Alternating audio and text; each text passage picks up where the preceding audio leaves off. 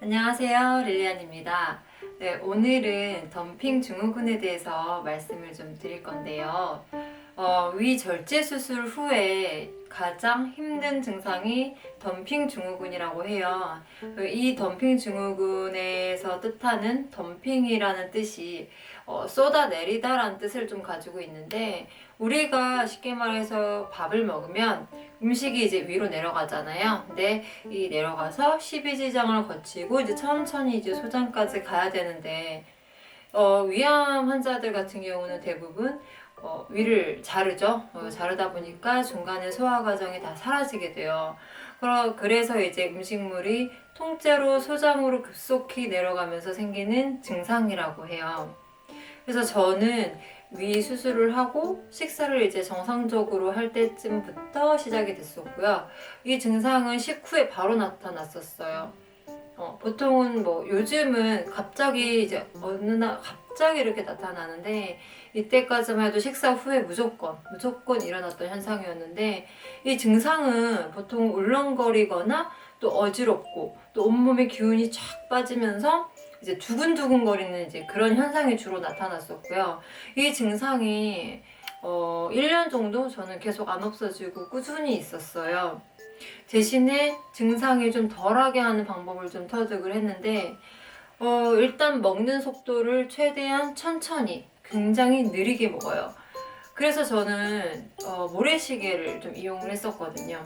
1분짜리 모래시계가 있으면 좋은데 1분짜리 잘 안 팔더라고요. 그래서 저는 3분짜리 모래시계를 이용을 해서 3분 동안 2스푼 정도, 2수저만 먹을 정도로 되게 천천히 오래 씹어 먹던 그런 이제 방법을 좀 선택을 했었는데, 원래 이게 먹던 습관이 있어서 저는 좀 빨리 먹는 그런 나쁜 식습관을 가지고 있었거든요. 그래서 이게 자꾸 빨리 먹다 보니까 더 그런 증상이 잘 왔던 것 같아요. 그래서 모래시계를 올려두고 이제 천천히 먹으면 좀 나아졌었거든요. 정말 좋은 생각인 것 같아요. 이 영상 보시는 분들 꼭 쓰셨으면 좋겠어요. 그리고 두 번째로, 짜거나 단 음식은 드시지 마세요. 덤핑 증후군이 짜거나 달달한 음식을 먹으면 많이 생기는데, 이게 간식으로 사탕 같은 거 드시는 괜찮거든요. 그런데 식사 때는 최대한 피해주세요. 짠 음식이나 단 음식을 좀 드시게 되면 이 음식물을 이제 희석시키기 위해서 소장으로 수분이 몰린대요. 그래서 이제 이 소장이 팽창을 하면서 복부 팽만감이 오고 좀 쥐어짜는 듯한 복통이 생겨요. 보통 식사하시고 배가 아픈 이유가, 저는 위가 늘어나려고 아픈 줄 알았는데 그건 아니었던 것 같아요. 왜냐면 저는 위가 많이 늘어나지 않은 상태입니다, 현재. 그래서 이제 복통이 생기고 식은땀까지 흘리게 돼요.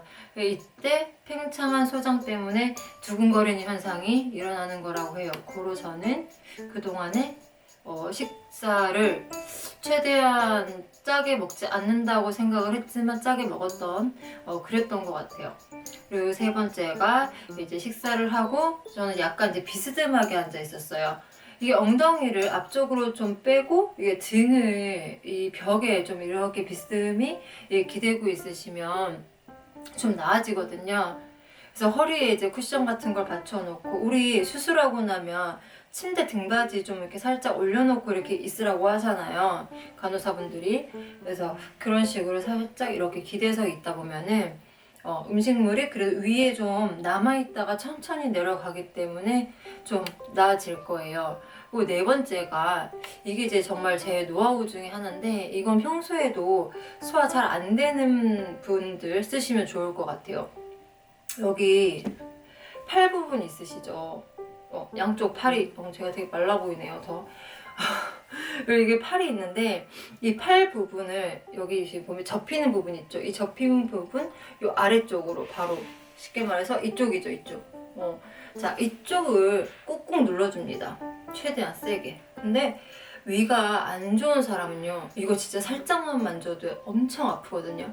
이게 정상인 사람은 아프지 않아요. 왜냐면 여기 이 부분이 근육이 있거나 이런 부분이 아니기 때문에 아프지 않는데, 위가 안 좋으신 분들은 정말 아파요, 살짝만 눌러도. 그래서 이거를 꾸준히 눌러주시면 좀 나아져요. 체했거나 이런 이제 밥을 좀 많이 먹었다, 과식을 했다, 무조건 여기 만져줍니다. 만지작 거리면은 이게 속도 좀 편안해지고요. 괜찮아져요. 덤핑 증후군도 조금 가라앉습니다. 이건 저만의 방식이긴 하지만 여러분들한테 특별히 알려드리는 거예요. 다섯 번째가, 너무 힘드시면 꼭 의사 선생님께 말씀을 드려서 약 처방을 받으시는 게 좋아요.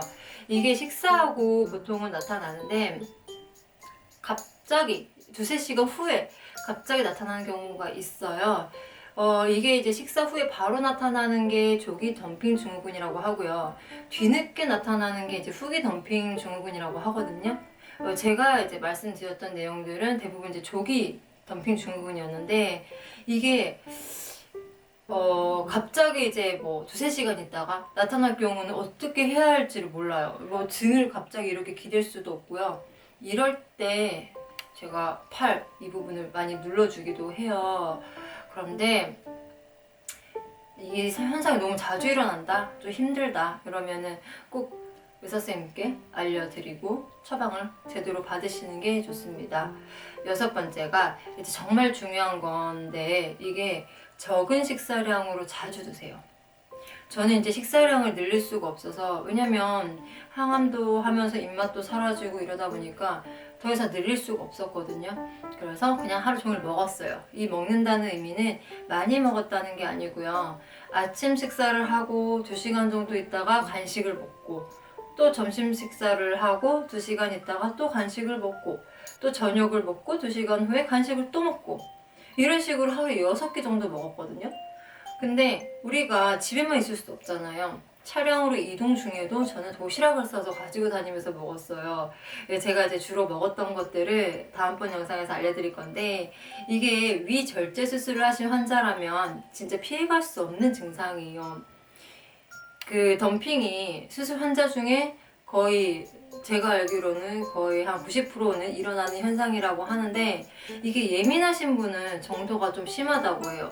근데 예민하다라고 표현을 하지만 쉽게 말해서 성질이 더러운 사람이 100% 온다고 하는데, 제가 성질이 좀 좋은 편은 아니었나 봐요. 지금도 이게 덤핑이 가끔 일어나거든요.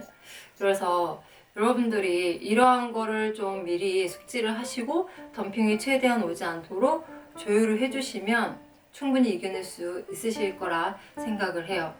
그리고 정말 좋은 생각을 하시고요. 몸은 최대한 피곤하지 않게 하시는 게 제일 좋은 방법이에요. 그리고 식사는 무조건 맛있게 하시면 좋습니다.